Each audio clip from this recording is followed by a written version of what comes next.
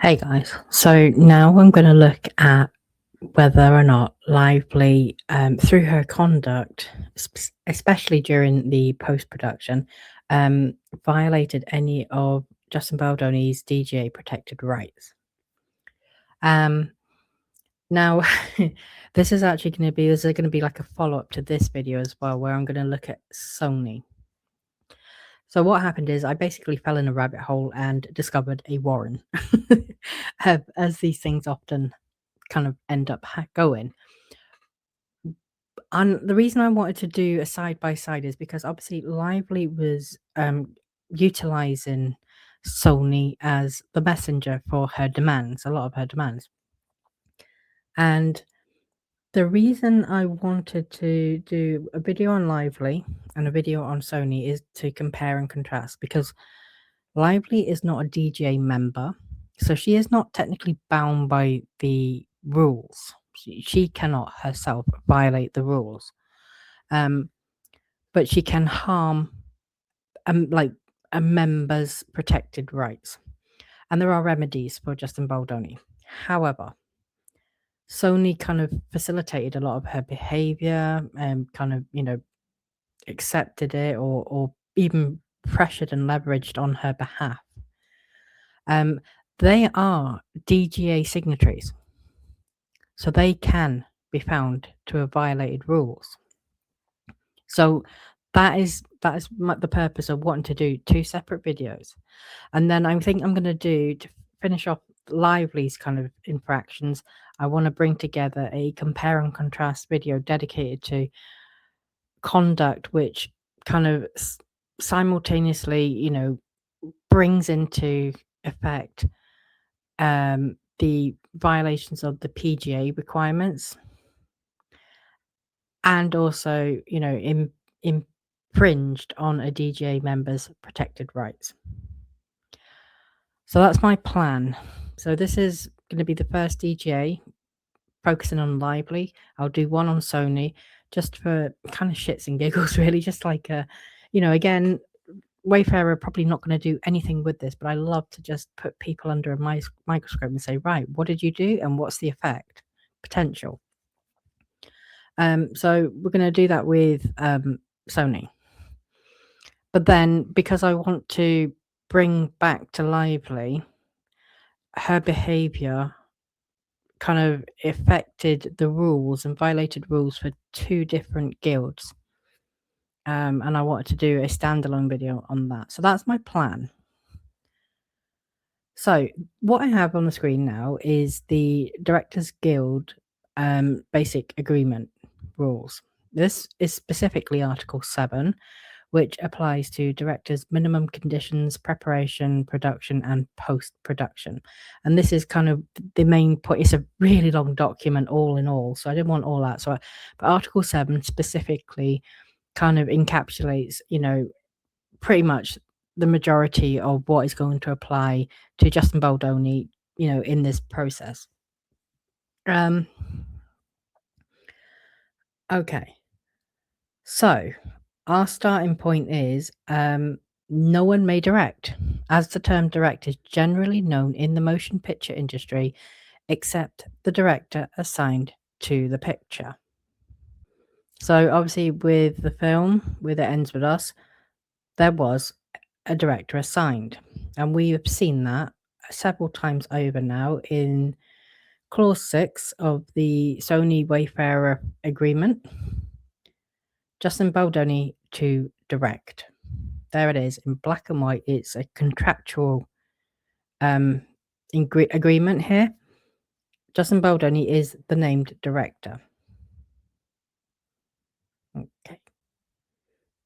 And just in case anyone is actually interested, because I usually am, Article 7 does actually also confirm under subsection 208 that there can only be one director assigned to direct a motion picture at any given time.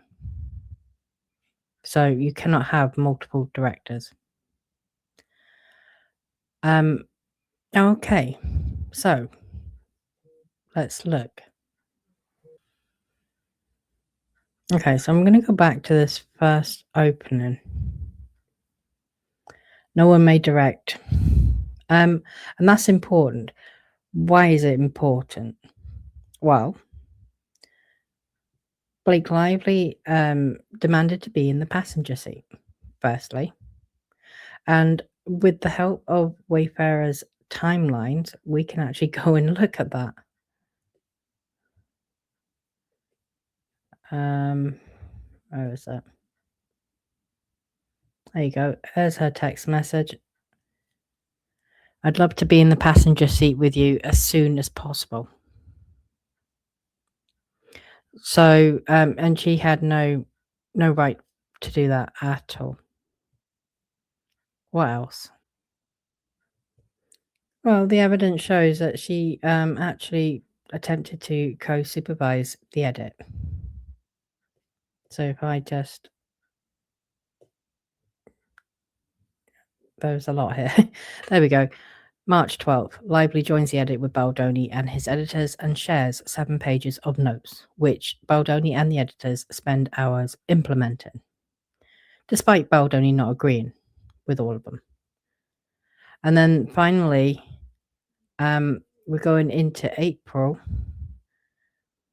Sony informs Wayfarer that Lively has escalated her demands and is now requesting solo time in the editing suite with her own editor, a shocking and unprecedented overreach.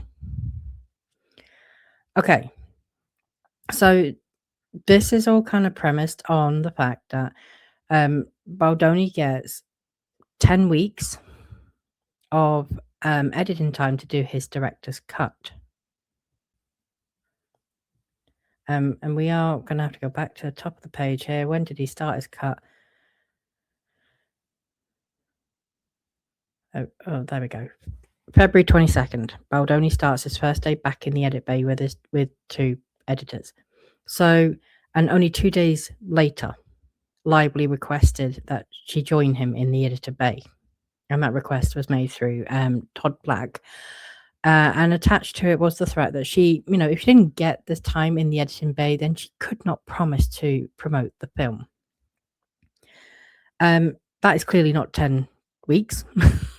10 weeks would be the 2nd of May. Baldoni had from the 22nd of February, had till the 2nd of May alone time, protected time to create his director's cut. And Lively was already kind of inserting herself within 48 hours, basically. But even before that, he was kind of, coerced into letting her go into the editing bay with him, to be part of it. And then when she got in there, she dumped, pages and pages and pages of notes which were required to be incorporated. And then that wasn't enough either. So we're still at the start of April, and at that point, then she's requesting her own time in an edit with her own editors. That is still, well within a month before the end of Baldoni's protected time. We have got to that point. So, is there a violation? Yes, absolutely. And Wayfarer kind of acknowledged that at the end of that here. In doing so, Lively knowingly infringed on Baldoni's DGA protected editing time. So Wayfarer already acknowledged that themselves. And that's crystal clear. She didn't not even let, a week go by. She is, within 2 days started to put forward her demands, and they are attached to a threat. Like, do what I say, or I will do this, or I will not do this. And, you will suffer consequences, etc., etc. And basically, she was attempting to direct editorial decisions, which is a function that is reserved exclusively for the director. So we move on to the next section. We go back to the DGA basic agreement.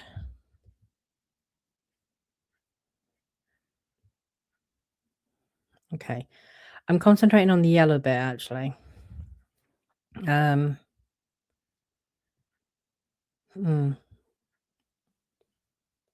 Okay. In no case will any creative decision be made regarding the preparation, production, and post-production of a motion picture without the consultation of the director. Okay, so let's see what we have for that. Well, why does this apply? Because Lively bypassed Baldoni. It did get to a point where she refused to speak to him. She was escalating her demands through intermediaries, such as Sony executives, such as Todd Black. And she was attempting to make creative decisions unilaterally. She was attempting to make creative decisions without essentially consulting the director, which is explicitly prohibited. Okay, so where are we going to go next? Sorry, I don't really have a script. I'm just kind of working through where I need to go. Okay. Apologize for the kind of rolling page. I know people don't like this. I'm sorry. I need to get to where I need to go. Okay, so section 7, subsection 501, the responsibility of the director.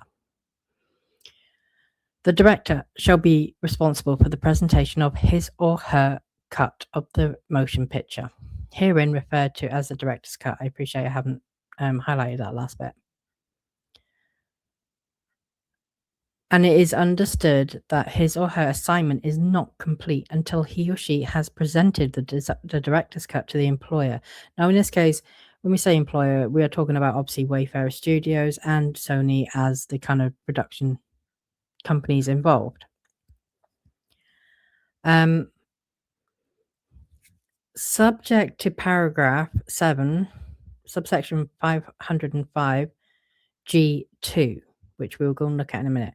No one other than the director may supervise the editing of the first cut of the film following completion of the editor's assembly. So what happens is the editor kind of, assembles the sections of the film, and the director comes in and they kind of work together then to put it all together and then add in all the other things such as, VFX and music and color and all the other pretty stuff that make it, I mean, essentially the end product, a film. So at the start there should only be the director and the editors, no one else, and no one else is allowed other than those people to supervise the editing of the first cut of the film. And we are still in the first cut of the film stage. What happens? This will be quite important with Sony as well. So Sony cannot override this. But let's just say they have to. Let's say they're in a situation where they have no choice. Justin Baldoni refuses to, to work on the first cut, or he's incapacitated somehow. Let's say, he'd been hospitalized at this point and not later on. Then Sony would have been able to assign another person to edit the film. But what they would have had to have done is within 1 day following such an assignment, the employer, i.e., this will be Sony, shall send the guild written notice. So if that had been the case, if there had been a reason why someone else had to be assigned because Baldoni was incapacitated or refused to supervise the cut, then Sony or Wayfarer would have had to have written to the Directors Guild of America within 1 day to let them know.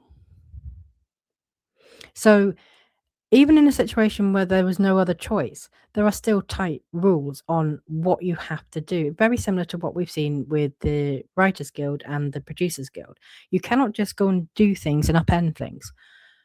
There are strict rules. And that applies here with the Directors Guild as well. So they could not have just, gone, oh, do you know what? We're going to move aside for Blake Lively. Would have not been okay. Okay. So if we go back up here, the director shall be responsible for the presentation of his or her cut of the motion picture. and no one other than the director may supervise the editing of the first cut in the film. Now, why is this a problem? When we look at what Lively did, well, Lively not only demanded access during the first cut period, she pressured Baldoni to let her in early, even earlier to what he was kind of prepared to concede. And then she tied access to promotion threats, like, I'm not going to promote your movie. And this is a direct intrusion to the director's exclusive right to supervise the first cut. Also, all the notes that she kind of handed over and said, right, you've got to incorporate them.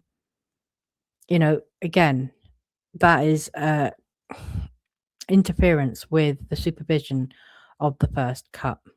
Because this whole time, these notes, this was Justin Baldoni's cut, and she was handing over notes like incorporate this, incorporate that. She had no right to do that. I know it sounds crystal clear, but it is always, I love going to the actual, the where all of the rules are held and gone, look, it says so here and it says so there. Makes things so much easier. Okay.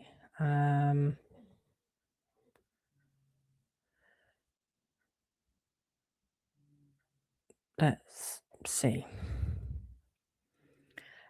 Yeah, and again, this top bit, the director's cut is the director's responsibility.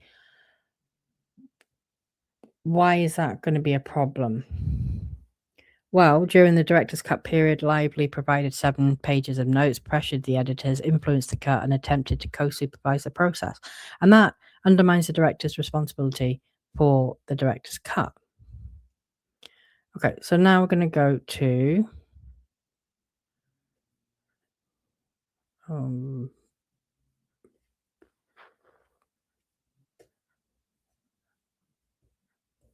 hold on. What is this? Oh, yeah. Just to sort of clarify here as well, the time period, the protected 10-week time period, that's it there. The director's cut shall be accomplished within the following time periods, and within promotion theatrical motion pictures, which is what this was, within 10 weeks after the close of principal photography. Okay. Oh, is this it? Yes.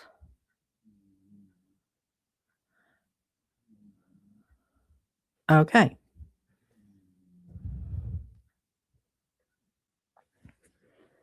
And this one actually kind of slightly applies to Sony as well. Anytime the employer, i.e. Sony, assigns a person other than the director to supervise editing of such a first cut, the employer shall send the guild written notice thereof not later than 1 day. So if they reassign the director, they've got to give written notice within 1 day. But also if they assign any other person other than the director to supervise the editing of the first cut, written notice also has to be provided to the guild within 1 day.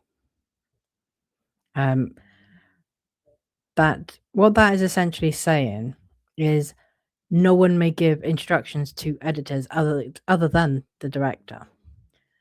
And why it applies? Well, Lively is given extensive notes, required the editors to implement them, and then attempted to direct editorial changes. So this is a conflict. Also, what this also means is no one may supervise the editing without the director. And why that applies is her request for the solo editing time with her own editor and without Justin Baldoni present is a direct violation of this clause. And it's actually the most serious DGA conflict, I think, in the entire, what we've got available. So if we go to these text messages, because by the 23rd of April, which is still the protected 10-week period that Justin Baldoni had, Blake Lively texts Taylor Swift, "I finally gotten to get in the edit alone. No Justin." She is violating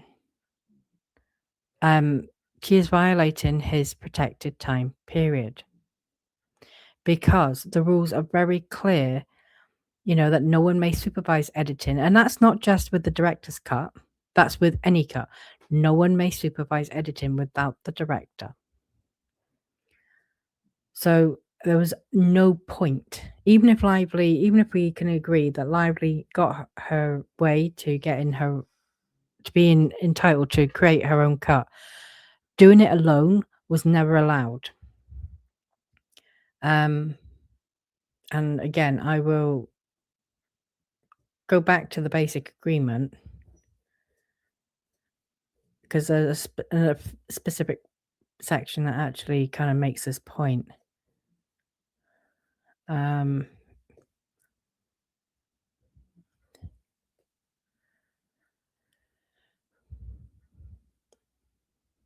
Okay. So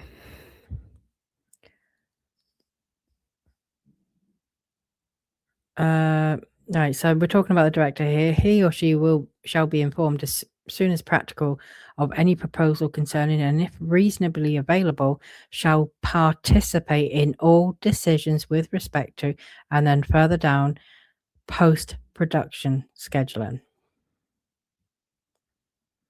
So it is protected that Justin Baldoni must participate as the director in all creative decisions. What was the problem? Well, Lively attempted to dictate the timeline.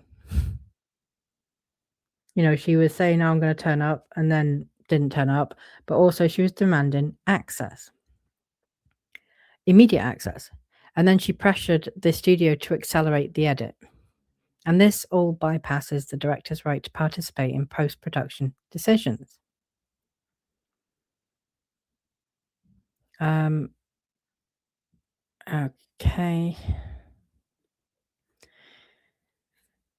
Final cutting authority. The individual having final cutting authority over the motion picture shall be designated in the director's deal memorandum. So, why this applies? Well, if Baldoni was designated as is standard for directors of feature films, then Lively's attempt to override him and demand her own editor and demand solo time conflicts with the designated chain of authority. Even if someone say, "Well, Leanne, it was down to a bake-off, and then Sony actually had the right of choosing which cut to use, unless Baldoni's cut scored specific, contractually agreed figures," which it didn't, and that is absolutely fine. So what's the problem there? Well, Lively was doing the same thing to Sony. She attempted to override Sony, demanded her own editor, and demanded solo time. In fact, she went through Sony to request all of these things from Baldoni. Is that a problem? Yeah. Why? Because Sony are also members of the DGA. So, it doesn't in this situation, it doesn't actually matter whether she is infringing on Justin Baldoni's DGA rights or Sony's DGA rights. She's still infringing on someone's DGA rights. And it conflicts with the designated chain of authority. So let's move on. 407 is what I want next.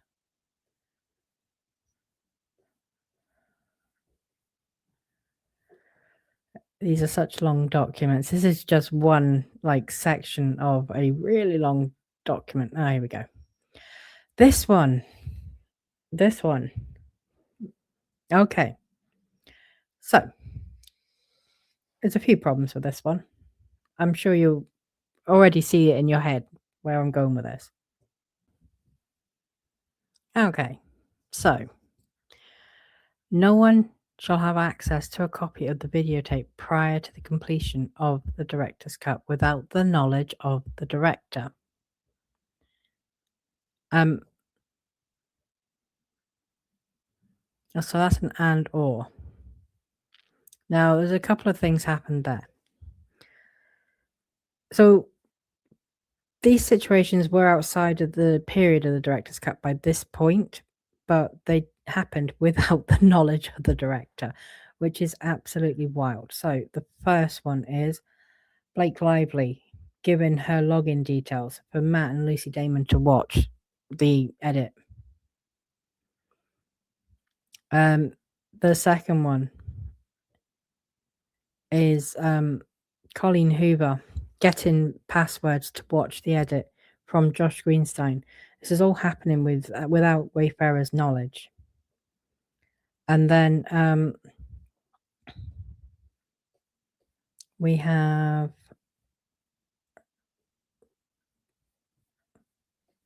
bear with.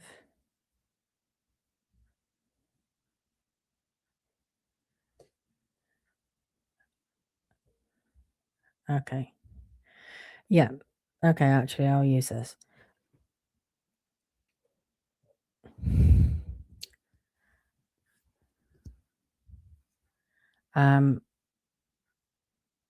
Oh no.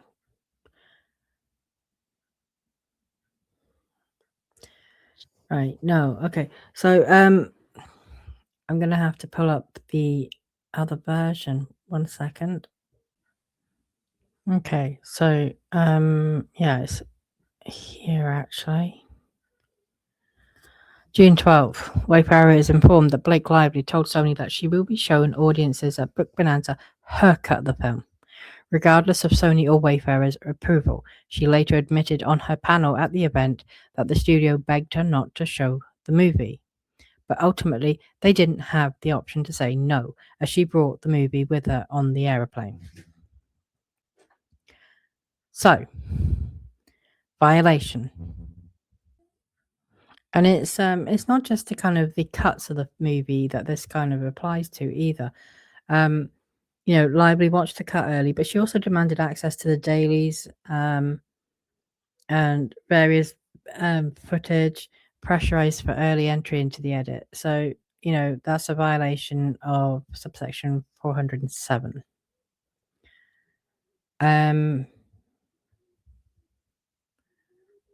Okay.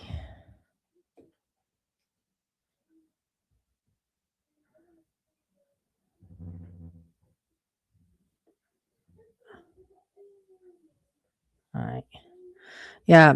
So there will only be one director assigned to direct a motion picture at any given time. We've covered that too. She was technically trying to act as a de facto director. That's something that Alex Sachs acknowledged as well very early on, before any footage had been shot. She was saying, "Oh, she's changing script, she's doing this," and Alex Sachs was raising concerns. She's now directing the movie, blah blah blah. It also has implications for the fact that Alex Sachs, along with Blake Lively, was trying to replace Justin Baldoni with Christy Hall. So,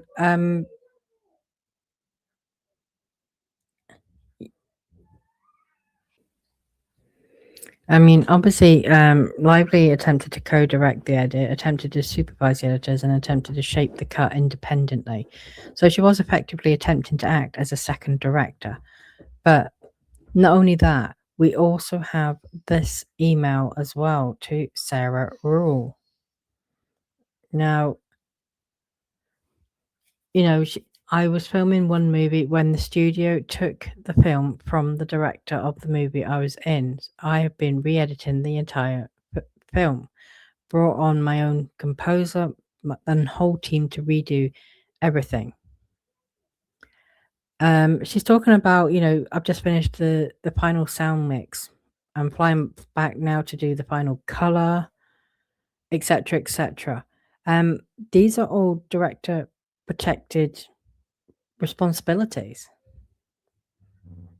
And she's effectively conceding, in her words, and we know she talks shit. And it wasn't quite as simple as, the studio, Sony took the film from Justin Baldoni. She kicked him out the film. That is in the messages. She's officially kicked me out. Not in these ones, sorry. But we know that she was taking over everything. She was doing everything, and we only need to go back to her PGA letter with all the things that she listed that she did on this film, and all the ways that she, basically upended everything. So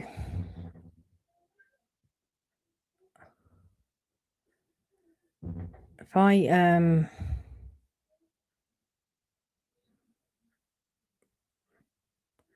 yeah, so I found at least 9 specific sections of the DGA agreement which have been kind of violated by her conduct.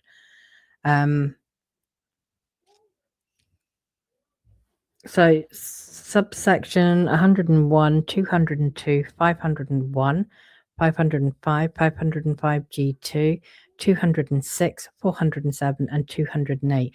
And these sections essentially they govern directing authority, creative consultation, the first cut, the director's cut, supervision of editing, instructions to editors, access to footage, final cutting authority, and the one director rule. And the conduct kind of, when we look at all of this stuff and everything she did, it kind of conflicts with each of those subsections. And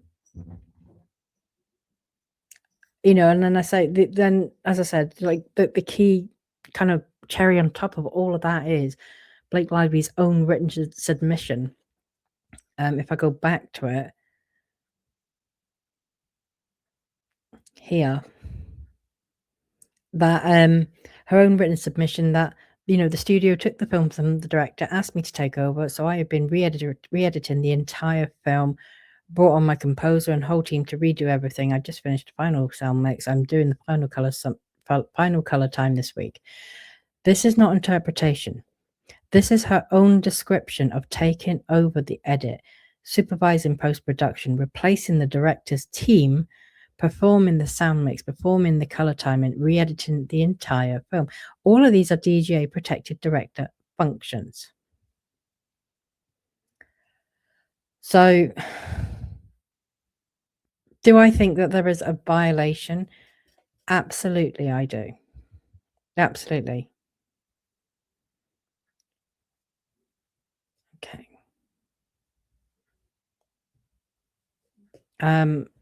So what can Justin Baldoni potentially do about this if he was to file a complaint?